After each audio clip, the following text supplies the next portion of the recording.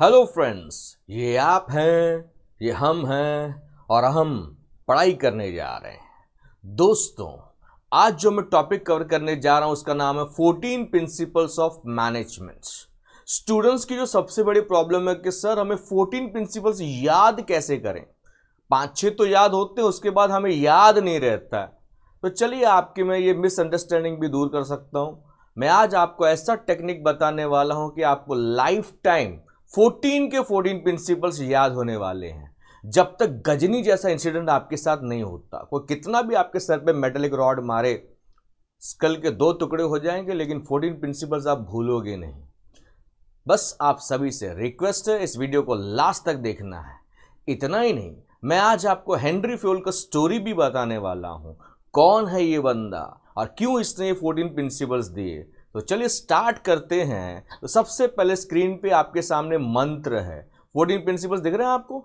Deepu, focus, seats, ये 14 principles हैं। Deepu, focus, seats.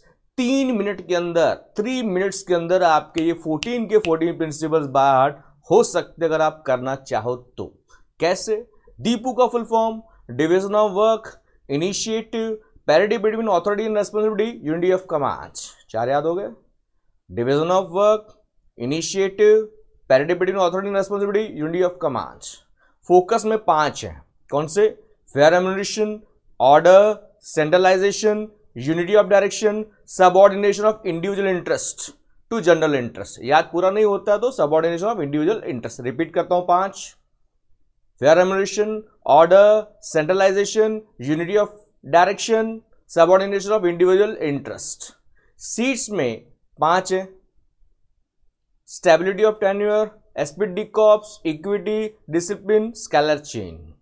हो गया 14 प्रिंसिपल्स। कैसे? Division of work, initiative, division of work, initiative, parity between authority and responsibility, unity of command, fair remuneration, order, centralisation, unity of direction, subordination of individual interest, stability of tenure, equity, esprit corps, discipline, scalar chain. Simple एकदम। 2 ही दिए हुए हैं, आप पहले कोई भी लिख सकते हो, पहले कोई भी याद कर सकते हो। अरे इससे आसान और भी मेथड है, बताऊं क्या? स्क्रीन पर ही है, नहीं दिख रहा है आपको? देख लीजिए। उल्टा भी आप इसको पढ़ सकते हैं। कैसे? Scalar chain, discipline, equity, esprit corps, stability of tenure, subordination of individual interest, unity of direction, centralization, order, fair remuneration, unity of command, parity between authority and responsibility, initiative, division of work. आप जैसे चाहे पढ़ सकते हैं। मैं उल्टा भी बता सकता हूं, सीधा भी। तो आप तो जवान लोग हैं भाई, तो कर सकते हो, कोई बड़ी बात नहीं है। तो ये आपको लाइफ टाइम चीजें याद होनी चाहिए। तो चलिए एक एक करके हम इन प्रिंसिपल्स को देखते हैं। अगर आपको ये 14 प्रिंसिपल्स याद हो जाए तो मुझे कमेंट जरूर कीजिएगा। मुझे भी देखना आप में से कितने जवान लोग इसको याद कर पाते हैं। आगे बढ़ते हैं दोस्तों। ये 14 प्रिंसिपल्स है जो मैंने आपको बताया। टेक द स्क्रीनशॉट ले सकते हैं, इसको याद करना है। देखते हैं आप कितने समय में इसको याद कर पाते हैं। ठीक है, स्क्रीनशॉट लेते जाइएगा, ये मैं आपको बता चुका हूं। Take this, okay, see this one. तो ये 14 के 14 प्रिंसिपल्स आपको लाइफ टाइम याद हो सकते हैं और ये हर स्टैंडर्ड को काम का है। चाहे वो बिजनेस स्टडीज के स्टूडेंट्स हो, ओसीएम के स्टूडेंट्स हो, सीएस के स्टूडेंट्स हो, मैनेजमेंट जहां पे भी वर्ड आएगा ना, हेनरी फ्योल जहां पे भी वर्ड आएगा ना, ये 14 प्रिंसिपल्स आपको हर जगह काम में आने वाले। दोस्तों इस वीडियो को शेयर जरूर कीजिएगा, मैक्सिमम लोगों को ये बेनिफिट मिलना चाहिए, क्योंकि मैक्सिमम स्टूडेंट्स को ये प्रॉब्लम होती है। तो मैंने बोला चलो इस प्रॉब्लम को सॉल्व कर देते हैं। वो कहते हैं ना कि इम्पॉसिबल को मैनेजमेंट में कैसे पढ़ते हैं? I am possible. यस, किया जा सकता है, हर चीज का सॉल्यूशन निकाला जा सकता है। चलिए एक एक करके फटाफट से पढ़ते हैं। स्टोरी भी तो सुनिए ना हेनरी फ्योल की। तो 14 प्रिंसिपल्स में सबसे पहले हम बात करें division of work. Henry Fayol कहते हैं काम को डिवाइड करो, जो जिस काम में एक्सपर्ट है उसको वो काम दे दो। जो जिस काम में एक्सपर्ट है, जिस चीज का आपके अंदर टैलेंट है, जिस चीज का आपका क्वालिफिकेशन है, क्वालिफिकेशन के हिसाब से, स्किल, टैलेंट और इंटरेस्ट के हिसाब से अगर हम काम डिवाइड करेंगे तो काम जल्दी होगा। तो डिवीजन ऑफ वर्क से क्या होता है? इंसान काम फटाफट करता है, एफिशिएंसी से काम होता है, अपना कॉस्ट ऑफ प्रोडक्शन भी कम होता है और एक ही तरह का काम कर करके बंदा उसमें एक्सपर्ट हो जाता है। फ्रेंड्स मैं आपको बता दूं ये 14 प्रिंसिपल्स हम हमारे डे टू डे लाइफ में फॉलो करते हैं। चलिए टीचिंग का एग्जांपल लेते हैं। आपने क्लासेस पे देखा रहेगा हर सब्जेक्ट के लिए आपको अलग टीचर पढ़ाने के लिए आता है ज्यादा करके, तो काम डिवाइड किया गया है। जो टीचर जिस सब्जेक्ट में एक्सपर्ट, अगर उसको वो सब्जेक्ट पढ़ाने को देंगे तो अपना best knowledge, best technique teacher जो है अपने स्टूडेंट्स के साथ शेयर कर सकता है। वैसा हर जगह होता है। ठीक है दोस्तों, आगे बढ़े। Next one is initiative. Initiative का मतलब क्या होता है? सेल्फ स्टार्ट, जवाबदारी लेके काम करना। तो एम्प्लॉयज को मोटिवेट करना है कि तुम खुद आगे आओ, तुमको हमने ये टारगेट दिया है, तुमको हमने गोल दिया है, तुम कितने घंटे काम करते हो हमें उससे कोई मतलब नहीं है, बस ये टाइम के अंदर ये टारगेट अचीव होना चाहिए। तो आप अपने हिसाब से प्लान बनाइए, आप अपने हिसाब से प्लान को इंप्लीमेंट कीजिए, बस हर हाल में हमारा गोल अचीव होना चाहिए। तो इनिशिएटिव क्या है? Management should take steps to encourage the work and initiative which is defined as a new or additional work activity undertaken through self direction. Yes, यानी हमें किसी के बोलने का इंतजार नहीं करना। फॉर एग्जाम्पल, बंदा ऑफिस में काम कर रहा है, अब देखा कि कुछ लोग आज एब्सेंट है तो काम ज्यादा है, बॉस के ऊपर, बॉस को भी बहुत टेंशन है, तो सर चलिए आज मैं रुक जाता हूं, मैं ये एक्स्ट्रा काम कर देता हूं। खुद बंदा आगे आके बोलना चाहिए। That's initiative, self start. मैं मेरी बात करूं, कई बार मैं देखता हूं कि क्लासेस पे हम लोग पढ़ाते हैं कि कोई टीचर एब्सेंट है या किसी को लेक्चर जो है ब्लैंक जा रहा है, गैप हो रहा है, तो ठीक है सर मेरा लेक्चर वहां पे लगा दीजिए। जरूरी है ऐसा करना। इनिशिएटिव का मतलब क्या है? Self start. और ऐसे लोग ही जिंदगी में तरक्की करते हैं। नेक्स्ट वन इज पी यानी parity. Parity between authority. Parity का मतलब होता है बैलेंस। तरह जो आपको दिख रहा है, बैलेंस होना चाहिए between authority and responsibility. Authority क्या होता है? पावर टू टेक डिसीजन, और authority flows from top to bottom. Authority flows from top to bottom. जबकि रेस्पॉन्सिबिलिटी की बात करें तो it is the obligation to perform the duty. हमें जो जवाबदारी दी गई है हमने वो हिसाब से परफॉर्म करके दिखाना है। और रेस्पॉन्सिबिलिटी उल्टा चलता है, फ्रॉम बॉटम टू टॉप। तो इन दोनों में बैलेंस का होना बहुत जरूरी है। मैं बेस्ट एग्जांपल आपको देता हूं। आपने एक पिक्चर देखी थी, नायक। कमिश्नर कॉल करता है, सर ये लोग दुकानें लूट रहे हैं, बसें जला रहे हैं। तो जवाब आता है, बसें जलती है तो जलने दो, दुकानें लूटती है तो लूटने दो। क्यों ये जवाब आया? यस, मंत्री जी नहीं चाहते कि पुलिस कोई एक्शन ले। उस पिक्चर में वो सीन क्लियरली बताया, बराबर है। यस, अब आप बोलते हो पुलिस एक्शन नहीं लेती। पुलिस क्यों एक्शन नहीं लेती? आपने सिर्फ उसको रेस्पॉन्सिबिलिटी दिया है, अथॉरिटी नहीं दिया। सिर्फ जवाबदारी दोगे तो भी काम नहीं होगा, और अगर आप सिर्फ अथॉरिटी दोगे तो लोग उसका मिसयूज करेंगे। कुछ पॉलिटिशियंस को बहुत ज्यादा पावर होता है और कई सारे पॉलिटिशियंस अपने पावर का मिसयूज करते हैं। ऐसा कई पिक्चरों में आपको दिखाया गया है, या रियल लाइफ में शायद आपने ऐसे कुछ इंसिडेंट देखे हो, बाकी साउदर्न द क्राइम पेट्रोल में बताते रहते हैं। तो यहां पे पैरिटी यानी बैलेंस का होना बहुत जरूरी है। यानी एम्प्लॉय को अगर हम जवाबदारी दे रहे हैं तो जितना जवाबदारी दे रहे हैं ना उतना अथॉरिटी भी देना है। फॉर एग्जाम्पल, मैंने मेरे बेटे को शॉपिंग के लिए भेजा, बेटा ये वाला प्रोडक्ट मार्केट से लेके आ, ये दुकान पे जाना है। पप्पा वो दुकान पे नहीं मिले तो भाई ये दुकान को छोड़ के ये दुकान भी है, वो दुकान भी है, ऐसी 4 दुकानों के नाम बता दी। अगर ये प्रोडक्ट नहीं है तो ये ले लेना, ये नहीं है तो वो ले लेना, लास्ट में ये भी ही चलेगा। तो हमने उनको वो पावर दे दिया कि मेरे को ये प्रोडक्ट चाहिए, इनमें से जो तेरे को ठीक लगे लेके आना। तो हमने उनको वो अलाउ करना है। सिर्फ रेस्पॉन्सिबिलिटी देंगे तो वो काम नहीं होगा। इससे क्या होगा? एम्प्लॉय अच्छा से काम करेगा, अपना बेस्ट देने की कोशिश करेगा। Next one is unity of command. Unity of command क्या होता है?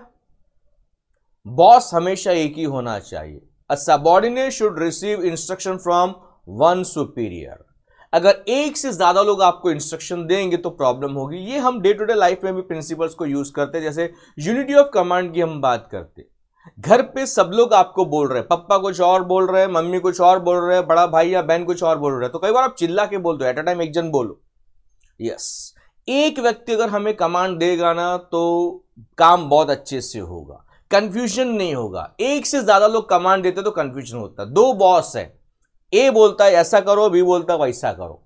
एम्प्लॉय ऐसा करता है तो सामने वाले को फील होता है, वैसा करता है तो दूसरे को फील होता है, फिर दोनों मिलके इसको मारते हैं, फिर तीनों को फील होता है। आपको मेरी बात समझी? Jokes apart. तो यहां पे मैं बेस्ट एग्जांपल देता हूं। कंप्यूटर पे कीबोर्ड यूज कर रहे हो, एट अ टाइम सारे बटन एक साथ दबा दो, फटाफट से टाइपिंग होगा? नहीं सर कंप्यूटर हैंग हो जाए, तो यहां पर भी वही है, कंफ्यूजन होगा।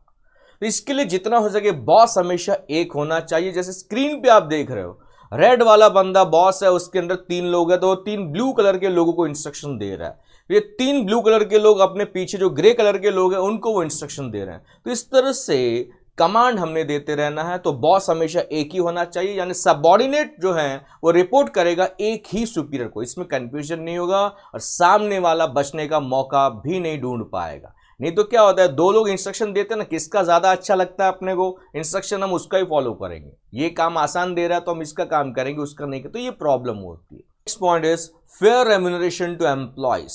रेम्यूनरेशन क्या होता है, अच्छा पगार एम्प्लॉयज को मिलना चाहिए, उनको उनकी मेहनताना उनको उनका हक मिलना चाहिए। हर एम्प्लॉय अलग अलग पोजीशन पे काम करता है तो उनको उनके हिसाब से वो पैकेज ऑफर करना चाहिए। सैलरी के अलावा कुछ एक्स्ट्रा बेनिफिट्स भी हमने देने चाहिए। अगर हम एम्प्लॉयज को उनका हक नहीं देंगे तो क्या होगा, वो हमारी कंपनी छोड़ के चले जाएंगे, वो हमेशा हमारी कंपनी से डिससेटिस्फाइड रहेंगे और वो दूसरी कंपनी में जॉब ढूंढने की कोशिश करेंगे। अगर ऐसा होगा तो ये हमारे लिए माइनस पॉइंट है, क्योंकि खिलाड़ी हमारी कंपनी छोड़ के जा रहे हैं और उसकी जगह हम अनाड़ी को काम पे रख रहे हैं। ठीक है डियर, तो जितना हो सके हमने उनको हक नहीं मारना है। Next, order. ऑर्डर का मतलब क्या होता है, हर काम को सिस्टमेटिकली करना, यानी place for everything and everything must be in its place. Place for everything and keep everything in its place. घर में मम्मी ये रोल प्ले करती है, कौन सी चीज कहां पे पड़ी है, मम्मी कहीं पर भी हो, आप फोन पे भी पूछोगे ना मम्मी ये चीज कहां पे रखी है, तो बताएगी ये चीज यहां पे रखी है और आपको वो मिल जाएगी। ऑर्डर का मतलब ये होता है कि हर चीज के लिए जगह होनी चाहिए और हर चीज अपनी जगह पे होनी चाहिए। सोचो स्कूल कॉलेज से बच्चे आते हैं, सब चीजें इधर उधर फेंक देते हैं, फिर जब सुबह तैयार होना होता है तो ढूंढते हैं, अरे ये किधर है, वो किधर है, सॉक्स नहीं मिल रहा है, शूज नहीं मिल रहा है, एक्सेट्रा एक्सेट्रा। तो आप अगर हर चीज अपनी जगह पे रखते हो तो इससे क्या होगा, हमें ढूंढने में टाइम वेस्ट नहीं होगा। तो यहां पे 2 तरह का ऑर्डर होता है, मटेरियल ऑर्डर यानी चीजों की हम बात कर रहे हैं। आप एक कार भी लेते हो ना, तो चाबी कहां रखनी है उसकी जगह फिक्स करते हो, गाड़ी कहां पार्क करनी है उसकी भी जगह फिक्स करते हो। शायद आपने ऑब्जर्व किया, कोई भी नया प्रोडक्ट घर में लेके आओ, उसको कहां रखना है जगह फिक्स होती है।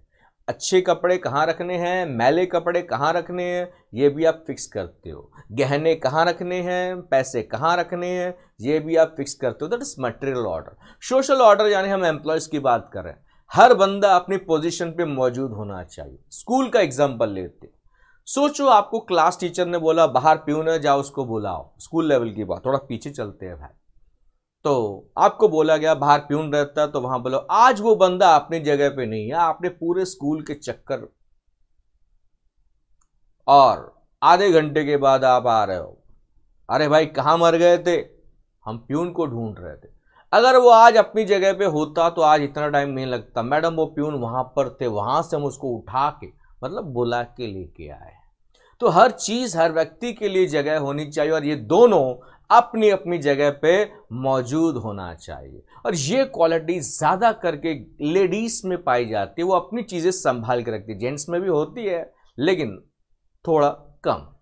बाकी आप समझदार हैं, अगर आप अपनी चीजें अपनी जगह पे सही ढंग से बना के रखते हैं तो आप इस प्रिंसिपल को पहले से फॉलो करो। नहीं भी फॉलो करो तो आज से फॉलो करना स्टार्ट करो, नहीं तो मम्मी को थैंक यू बोल देना भाई, मम्मी से आपको बहुत कुछ सीखने को मिल रहा है। आगे बढ़ते हैं। सेंट्रलाइजेशन एक्चुअल में प्रिंसिपल का नाम होना चाहिए, मतलब कुछ बुक्स में सेंट्रलाइजेशन दिया रहता है और कहीं कहीं पे सेंट्रलाइजेशन एंड डिसेंट्रलाइजेशन, दोनों राइट है, आप अपने सिलेबस के हिसाब से लिख सकते हैं। सेंट्रलाइजेशन और डिसेंट्रलाइजेशन में क्या फर्क है? सेंट्रलाइजेशन का मतलब है सारे डिसीजन सिंगल अथॉरिटी लेगी, that is top level management. सारे डिसीजन कौन लेगा? टॉप लेवल मैनेजमेंट, सारे डिसीजन हम लेंगे। ठीक है, यानी दूसरों को पावर नहीं देंगे। इसके लिए नीचे एक और पॉइंट लिखा है, नो डेलीगेशन ऑफ अथॉरिटी, दूसरों को हम पावर नहीं देंगे, सारा डिसीजन हम लेंगे। जैसे हमारे यहाँ पे पॉलिटिशियंस अपने अपने डिपार्टमेंट के डिसीजंस वो लेते हैं। डिसेंट्रलाइजेशन, हर लेवल, जितने भी लेवल्स ऑफ मैनेजमेंट, 3 लेवल्स होते हैं, top level, middle level, lower level, तो डिसीजन मेकिंग पावर सबको दे दिया गया, डेलीगेशन ऑफ अथॉरिटी सबको पावर दे दिया गया। तो फ्रेंड्स मेरा ये सवाल है कि अगर आपके घर की अगर हम बात करें, ये प्रिंसिपल बहुत घरों में फॉलो किया जाता है आज भी। हेनरी फ्यूल क्या कहते हैं सबसे पहले हेनरी फ्यूल कहते हैं कि ना तो आज की तारीख में 100% सेंट्रलाइजेशन चाहिए, ना तो 100% डिसेंट्रलाइजेशन चाहिए, दोनों में बैलेंस का होना बहुत जरूरी है। आज भी आपके घर के इंपॉर्टेंट डिसीजंस मम्मी पापा ले रहे हैं यानी सेंट्रलाइजेशन, और छोटे मोटे डिसीजन आप खुद ले सकते हो। फॉर एग्जाम्पल, आपको कौन सी कंपनी का इरेजर लेना है, कौन सी कंपनी का पेंसिल लेना है, अप्सरा, नटराज एक्सेट्रा, डॉम्स, जो भी आपको पसंद है, बराबर है। तो छोटे मोटे डिसीजन आप खुद ले सकते हो, तो वो लोअर लेवल को वो अलाउ किया गया है। तो इस तरह से ना सेंट्रलाइजेशन और डिसेंट्रलाइजेशन में बैलेंस का होना बहुत जरूरी है। ऐसा क्यों करना है? इसके दो फायदे हैं। एक, इंपॉर्टेंट डिसीजन ऊपर बैठे हुए लोग लेंगे तो उनका काम आसान होगा, क्योंकि उनको सिर्फ इंपॉर्टेंट चीजों पे कॉन्सेंट्रेट करना है। और आपको छोटे मोटे डिसीजन मेकिंग पावर दिया गया, तो इससे क्या होगा, आप सीखोगे। हो सकता है डिसीजन लेते समय आपसे गलती हो जाए, लेकिन इंसान गलतियों से ही सीखता है। कहावत है ना दोस्तों, इंसान से गलती होती है और इंसान अपनी गलतियों से सीखता है। तो there must be a balance between centralisation and decentralisation. Next one is unity of direction, यानी यहां पे हम बात करें, अगर सेम टाइप का एक्टिविटी, हमारा गोल एक है, हमारा गोल एक है, तो हेड भी एक होना चाहिए, प्लान भी एक होना चाहिए। One head, one plan, one goal for number of activities, ताकि हम टारगेट को हम अचीव कर सकें। फॉर एग्जाम्पल, कंपनी चाहती है कि ये साल हम इतना प्रॉफिट कमाएं, तो मार्केटिंग की टीम, सेल्स की टीम, प्रोडक्शन की टीम, टेस्टिंग की टीम, सब लोगों ने एक ही डायरेक्शन में काम करना है ताकि हमारा टारगेट अचीव हो सके। रिसेंटली कोरोना वैक्सीन का एग्जांपल ले लो।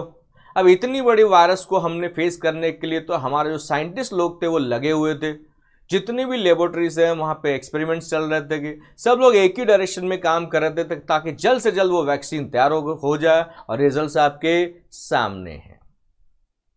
Next one is subordination of individual interest to general interest. Yes, individual interest यानी सेल्फ की बात करें, अपने स्वार्थ की बात करें, जनरल इंटरेस्ट यानी कंपनी का फायदा, ऑर्गेनाइजेशन। तो हेनरी फ्यूल कहते हैं कि पहले तुम कंपनी का फायदा सोचो, यानी general interest should be given primary importance, उसके बाद तुम तुम्हारे बारे में सोचो, यानी खुद के बारे में सोचो, दैट इज सेकेंडरी इंपॉर्टेंस। तो इंडिविजुअल इंटरेस्ट को दूसरे नंबर पे रखना है, पहले कंपनी का फायदा सोचना है, क्योंकि कंपनी है तो तुम हो, कंपनी नहीं तो तुम भी नहीं। तुमने कभी कंपनी को बचाने की कोशिश नहीं की, उसके लिए तुमने कुछ नहीं किया, तो तुम कैसे एक्सपेक्ट कर सकते हो कि कंपनी तुम्हें फ्यूचर में पगार बढ़ा के देगी, तुम्हें प्रमोशन देगी?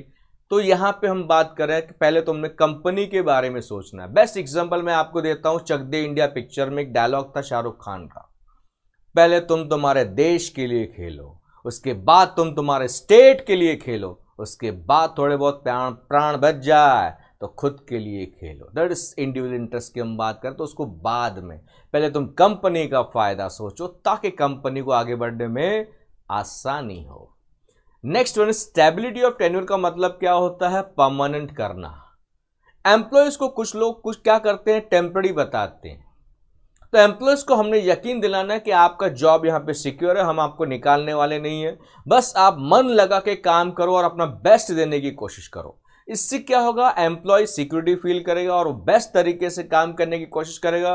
और जिस बंदे के पास परमानेंट जॉब होता है ना, वो कभी दूसरी जगह जॉब ढूंढने की भी कोशिश नहीं करता है। अगर आप ऐसा नहीं करोगे तो एम्प्लॉयज आपकी कंपनी छोड़ के चले जाएंगे, क्योंकि वो यहां पे इनसिक्योर फील करते हैं कि नहीं यार, यहाँ पे जॉब कभी भी जा सकता है, तो मुझे परमानेंट जॉब देखना चाहिए, या ऐसी जगह पे जॉब देखना चाहिए जहां पे मैं लंबे समय तक टिक सकूं। अगर ऐसा हुआ तो बार बार नए लोग आते रहेंगे, पुराने जाते रहेंगे, तो आपकी कंपनी में सिर्फ एक्सपेरिमेंट होते रहेंगे। खिलाड़ी जा रहे हैं, अनाड़ी आ रहे हैं। आप जब भी अनाड़ी को खिलाड़ी बनाओगे फिर वो कंपनी छोड़ के चले जाएंगे। तो इसके लिए इनको रोकना बहुत जरूरी है। तो अच्छे लोगों को अपने साथ में रखना बहुत जरूरी है, that is stability of tenure, क्योंकि ये वो लोग हैं जो कंपनी को कहां से कहां पहुंचा सकते हैं। नेक्स्ट, इक्विटी का मतलब होता है सबको इक्वल ट्रीटमेंट देना, भेदभाव नहीं करना। जैसे मेल फीमेल की बात करते हैं, आज की तारीख में दोनों वर्किंग है तो दोनों को इक्वली ट्रीट करना है। जेंडर का डिस्क्रिमिनेशन नहीं होना चाहिए, कास्ट को लेकर डिस्क्रिमिनेशन नहीं होना चाहिए, भेदभाव नहीं करना, इक्वल ट्रीटमेंट देना है। काइंडनेस और जस्टिस की हम बात करें, सबसे अच्छे से बात करो। एम्प्लॉय किसी भी पोस्ट पे काम कर रहा है, वो हमारा गुलाम नहीं है, वो भी हमारी तरह इंसान है। ठीक है, जो भी पोस्ट पे वो काम कर रहा है, हमने उनको उनका मेहनताना देना है, तो अगर हम प्रमोशन दे रहे हैं, अगर हम इंक्रीमेंट दे रहे हैं, तो हम सबको इंक्रीमेंट देंगे। जो लेवल पे वो काम कर रहा है वो लेवल पे उसको भी इंक्रीमेंट मिलना चाहिए। सबका सेम इंक्रीमेंट तो नहीं होगा, तो सबको इक्वली ट्रीट करना है। अगर सबको हम अच्छे से इक्वली ट्रीट करेंगे तो इनका लॉयल्टी का लेवल बना रहेगा और ये मन लगा के कंपनी में काम करेंगे। भेदभाव नहीं होना चाहिए। एक डिपार्टमेंट, मैं बेस्ट एग्जांपल देता हूं, 2 डिपार्टमेंट्स हैं, एक डिपार्टमेंट में 2 डिपार्टमेंट में 2 लोग सेम पोजीशन पे काम कर रहे हैं। एक डिपार्टमेंट में पगार ज्यादा है, दूसरे में कम है, जबकि दोनों का पोजीशन सेम है। पगार कम ज्यादा होगा तो प्रॉब्लम होगी, जिसको कम मिलेगा तो उसको फील होगा। तो ऐसा नहीं होना चाहिए। अगर सेम लेवल पे लोग काम कर रहे हैं तो वो हिसाब से हमने उनको चीजें प्रोवाइड करनी है, नहीं तो भेदभाव करेंगे तो फिर उससे प्रॉब्लम्स होते हैं, डिस्प्यूट्स होते हैं। Next point is esprit de corps, यानी team work. We have to work as a team. हम सब ने ना मिलजुल के काम करना है। टीम का फुल फॉर्म क्या होता है? टुगेदर एवरीवन अचीव्स मोर। अगर हम मिलके काम करते हैं ना तो कितना भी मुश्किल काम हो हम हमारे टारगेट्स को अचीव कर सकते हैं, क्योंकि हर इंसान में कुछ ना कुछ प्लस है, कुछ ना कुछ माइनस है। तो हमने एक दूसरे को अपने साथ लेके चलना है, तभी हमारे गोल्स अचीव होंगे। डिसिप्लिन, डिसिप्लिन का मतलब क्या होता है? Sincerity, obedience, respect of authority and observation of rules, observance of rules and regulations. कुछ लोगों का यह मानना होता है रूल्स इसीलिए बनाए जाते हैं ताकि हम उसको तोड़ सके। रूल्स इसीलिए बनाए जाते हैं ताकि हम उसको तोड़ सके। फ्रेंड्स, रूल्स बनाना भी आसान है, तोड़ना भी आसान है, मुश्किल है उसको फॉलो करना। आप जिस संस्था में काम करने जा रहे हैं वहां के जो रूल्स हैं आपको फॉलो करने पड़ेंगे। अगर आप रूल्स फॉलो नहीं करोगे तो इसमें प्रॉब्लम होती है। बेस्ट एग्जांपल देता हूं, रोड पे कुछ लोग व्हीकल चलाते हैं, रूल्स फॉलो नहीं करेंगे तो एक्सीडेंट के चांसेस बढ़ जाते हैं। खुद को भी तकलीफ हो सकती है, सामने वाले को भी हो सकती है। डिसिप्लिन का होना बहुत जरूरी है और ये चीज इंसान को लाइफ में आगे बढ़ने में हेल्प करती है। इतना ही नहीं, subordinate should respect there superiors and ओबे देयर ऑर्डर्स। यस, वो बहुत ज़रूरी है। तो यहाँ पे हम बात कर रहे हैं कि हमें एक दूसरे के प्रति रेस्पेक्ट होनी चाहिए, सुपीरियर्स के प्रति हमने आदर भाव रखना है, प्लस हमें रूल्स एंड रेगुलेशंस को फॉलो करना। फ्रेंड्स, रूल्स कहाँ नहीं है? जिस स्कूल में आपने पढ़ाई की वहाँ रूल्स थे, जिस कॉलेज में आप अभी पढ़ाई कर रहे हो वहाँ के कुछ रूल्स होंगे, जिस समाज में आप रहते हो, जिस बिल्डिंग में आप रहते हो वहाँ के कुछ रूल्स होंगे, आपके घर के भी कुछ रूल्स एंड रेगुलेशंस होंगे। तो डिसिप्लिन तो हमें हर जगह फॉलो करना ही होता है और ये हम डे टू डे लाइफ में फॉलो भी करते हैं। तो यहाँ पे हम कंपनी की बात करते हैं तो हमने सिंसियरिटी के साथ काम करना है, हमने हमारी जवाबदारी लेके काम करना, दैट इज डिसिप्लिन। जो रूल्स है उसको स्ट्रिक्टली फॉलो करना है। Next one is, last one is scalar chain. Scalar chain क्या होता है? लाइन ऑफ कमांड को फॉलो करना है, चेन को फॉलो करना है। मतलब आप समझिए, 2 सेम लेवल के लोग अगर आपस में बात करना चाहते हैं, for example F and P आपस में बात करना चाहते हैं, या E एंड O कोई भी आपस में बात करना चाहते हैं, तो वो डायरेक्ट कम्युनिकेशन नहीं करेंगे, वो चेन को फॉलो करेंगे। समझाने के लिए स्क्रीन पे एक एग्जाम्पल है। Mister A is the head of the institution. A institution का हेड है, B एंड L उसके अंडर काम कर रहे हैं, हेड ऑफ द डिपार्टमेंट्स हैं mister B and mister L। और मिस्टर B के सबऑर्डिनेट है C का सबऑर्डिनेट D, तो ये सब उनके अंडर काम कर रहे हैं। वैसे L के अंडर काम कर रहे हैं M N O P। अब F को अगर P के साथ बातचीत करनी है तो F को अपना मैसेज अपने सुपीरियर को देना होगा, F E को बोलेगा, E D को बोलेगा, D C को बोलेगा, C B को, और B से A, और A से वो पास ऑन होकर P तक जाएगा, फिर P उसका जवाब देगा और वो फाइनली F तक आएगा। तो ये चेन हमने जितना हो सके इसको फॉलो करना। इससे क्या है, सबको सारी बातें पता होंगी, कोई कंफ्यूजन नहीं होगा। हाँ, लेकिन हमेशा हम इस चेन को फॉलो नहीं कर सकते। इमरजेंसी में हम इस चेन को ब्रेक कर सकते हैं। 2 लोग आपस में कम्युनिकेशन, डायरेक्ट कम्युनिकेशन यानी डायरेक्ट कांटेक्ट हो सकता है, उसको हम गैंग प्लैंक भी बोलते हैं। F अगर P के साथ या E अगर O के साथ डायरेक्टली कम्युनिकेशन कर रहा है, अगर डायरेक्ट कम्युनिकेशन कर रहे हैं तो इन दोनों ने अपने अपने सुपीरियर्स का पहले परमिशन ले लेना है, और इन्होंने क्या बात की आगे चल के उन्होंने अपने सुपीरियर्स को ये बताना है। फ्रेंड्स, कुछ घरों में आज भी प्रिंसिपल फॉलो किया जाता है। पप्पा से पैसा चाहिए, सो एंड सो पर्पस के लिए, पार्टी करनी है, पिकनिक पे जाना है, तो कुछ स्टूडेंट्स पप्पा से डायरेक्टली पैसा नहीं मांगते, मम्मी को बोलते हैं, या मम्मी बहुत डेंजरस रोल प्ले करती है तो दीदी को बोलते हैं, बड़े भाई को बोलते तू बोल, तो चेन फॉलो करते हैं, तो चेन से जाता है। आपने सिस्टर को कहा, सिस्टर ने मम्मी को कहा, मम्मी ने पापा को कहा। तो नॉर्मली ये चेन फॉलो होती है कई घरों में, लेकिन हमेशा वो पॉसिबल नहीं होता। अगर इमरजेंसी है तो आप डायरेक्टली पापा से भी पैसा मांग सकते हैं इमरजेंसी में।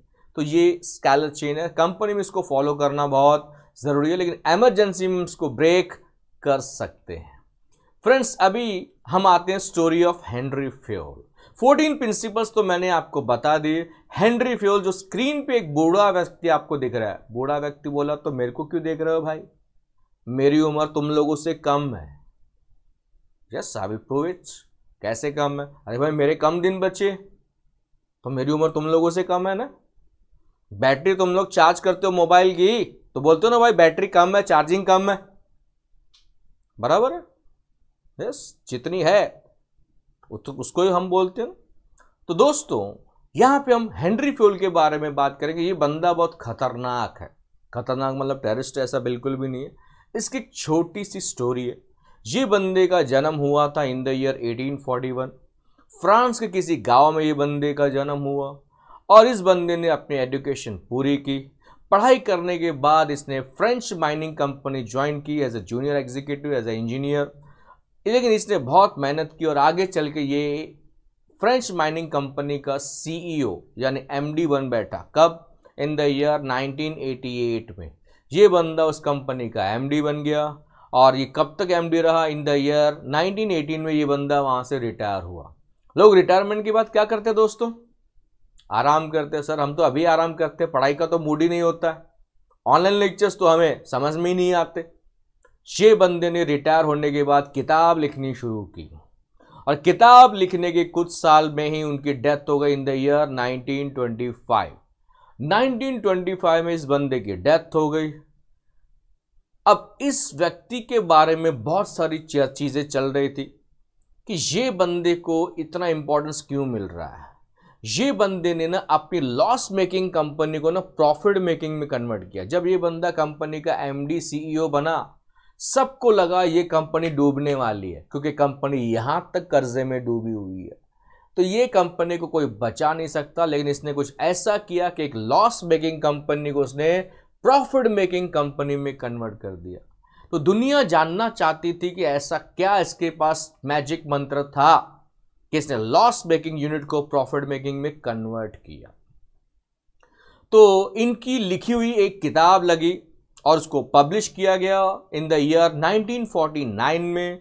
और 1949 में जब ये किताब पब्लिश हुई तो उसको अंग्रेजी में नाम दिया गया, इंग्लिश में पब्लिश किया गया जनरल एंड इंडस्ट्रियल एडमिनिस्ट्रेशन या जनरल एंड इंडस्ट्रियल मैनेजमेंट भी आप कह सकते हो। इस किताब में हेनरी फ्योल ने कहा, ये किताब नहीं, ये मेरी लाइफ टाइम के अचीवमेंट्स हैं। इस किताब में मैं आपको दो चीजें बोलने जा रहा हूं। अगर आप दो चीजों को फॉलो करते हो तो लाइफ में कभी आप हार का सामना नहीं करोगे, आपको हमेशा सक्सेस मिलेगा। कौन सी दो चीजें? एक तो 14 प्रिंसिपल्स जो अभी अभी हमने डिस्कस की, और दूसरा फंक्शंस ऑफ मैनेजमेंट यानी planning, organising, staffing, directing, coordinating, controlling. Friends, इनके प्रिंसिपल्स आज भी यूनिवर्सली एप्लीकेबल है। बंदे की डेथ हो गई 1925 में, यानी इनसे पहले उसने किताब लिखी थी, यानी अप्रोक्सीमेटली 100 साल उसको हो गए किताब लिखे भी। इस बंदे ने जो चीज 100 साल पहले कही थी, आज भी हम उस चीज को फॉलो कर रहे हैं। 2021 में हम पहुंच गए दोस्तों। तो 100 साल पहले इस बंदे ने जो बात कही उसको हम पूरे वर्ल्ड में फॉलो करते हैं। That's why he is giving the title father of modern management. क्यों बोला जाता है फादर ऑफ मॉडर्न मैनेजमेंट? ये स्टोरी मैंने आपको बता दी। यस, ये 1 मार्क का ऑब्जेक्टिव आपको स्कोर करने में हेल्प करेगा। दोस्तों, अगर आपको ये वीडियो अच्छा लगा है तो उसको लाइक करें, शेयर करें, सब्सक्राइब करें। इतना ही नहीं दोस्तों, अभी स्क्रीन पे आपके सामने कुछ चीजें, कुछ लोगों को अगर मेरा कोई वीडियो ढूंढने में तकलीफ होती है तो 2 ऑप्शन हैं आपके पास। एक, डिस्क्रिप्शन अगर आप चेक करोगे तो कुछ वीडियोस का मैंने लिंक दिया हुआ रिलेटेड टू चैप्टर या टॉपिक, वहां पे भी देख सकते हैं। या उसके अलावा आपको कोई वीडियो चाहिए तो आप स्क्रीन पे स्टेप्स हैं, आप मेरे चैनल स्टडी टिप्स पे क्लिक करोगे तो होम पेज ओपन होगा। होम पेज पे प्लेलिस्ट करके वर्ड दिखेगा, वहां क्लिक करोगे तो आपको फोल्डर्स दिखाई देंगे chapter wise and standard wise. OCM का हो, बिजनेस स्टडीज का हो, 11th स्टैंडर्ड का हो, 12th स्टैंडर्ड का हो, आपको जो चैप्टर का जो फोल्डर चाहिए उसमें आप वीडियोस देख सकते हैं। तो दोस्तों आज हमने कोशिश की 14 प्रिंसिपल्स ऑफ मैनेजमेंट को बहुत अच्छे से याद रखने की। Thank you all for your love and support.